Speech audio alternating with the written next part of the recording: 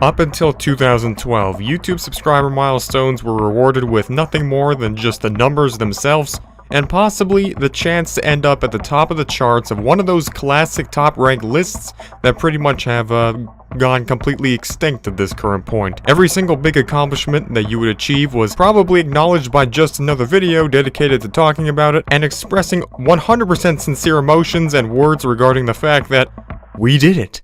I love all of you so much.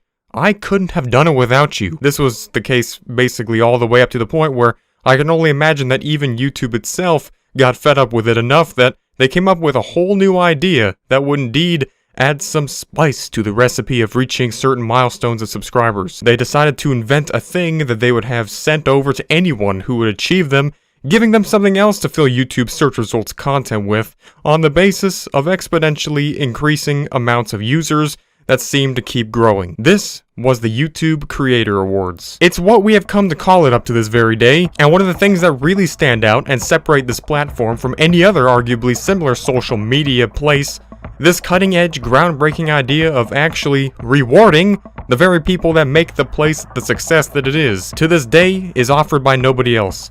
You can't get a Twitch award for breaking the concurrent viewers record or an Instagram plaque for just simply being Kylie Jenner or something like that, because I'm sure she needs another shiny thing anyways. It's solely limited to this video platform, made by the people, for the people. Although that whole statement can be obviously debated, which is why I hate to inform you that, yes, it is indeed, perhaps, just maybe, possibly, actually, most probably going to go bye-bye. You want to know why? Just recently, through the means of very reliable professional sources of media such as Verge and Dexerto, and that's definitely not sarcasm at all, information by the means of an interview of the head manager that actually runs a YouTube award factory, so to speak. You know, those big rooms with those big long machines that mass produce your supposedly unique and special rewards that are a total embodiment of your success that aren't actually owned or operated by YouTube.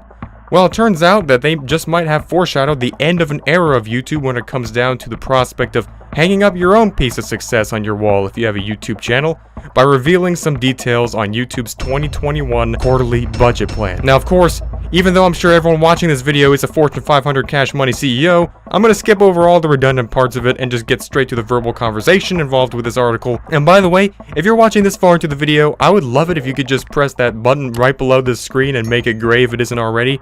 And, well, that'll actually reward you with 10 years of good luck. But as we read into the article, we can discuss a particular part of it that I found interesting. YouTube first unveiled the Play Button Award in 2012 for channels that had broken the 100,000 and 1 million subscriber mark.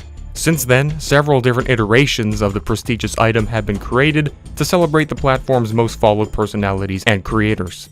However, it appears that now, things are changing for the video mega platform of YouTube. That may provide to be a conceivable end of the way we see these awards being given out. For a brief cloud discussion with Mark Delacruz, the co-manager of the award production company Society Awards, known for the YouTube play buttons, we now know that the future of these plaques are no longer clear. For some clarification, a brief Google search can reveal that Society Awards just happens to be the very source of all the YouTube play buttons ever, and they obviously sell these awards to YouTube for them to then hand out to all the subscriber milestone achievers. They were not all that clear in their writing with this article as a whole, so I feel like getting straight to the actual interview itself to dissect it personally, just so we can get to the real meat of this situation, and it goes as following. If I were to assume the most likely outcome based on what we've been told by the fine people over at YouTube, it is that we will be at some point altering our collaboration with them, Delacruz told The Verge. One word, pandemic, but it goes a little further. At first, we had our orders of maybe a couple hundred per year. Now that number rose to 5 figures. What I do know is that we will be slowly moving up our deliverables to a higher numbers, while no longer taking orders from smaller ones, such as 100,000 subscribers, and further down the line, 1 million. It's still up in the air as to what or if we will replace these slots with anything. But it's quite clear that within the coming year, production demand and will overflow the budget for the current system if nothing is changed.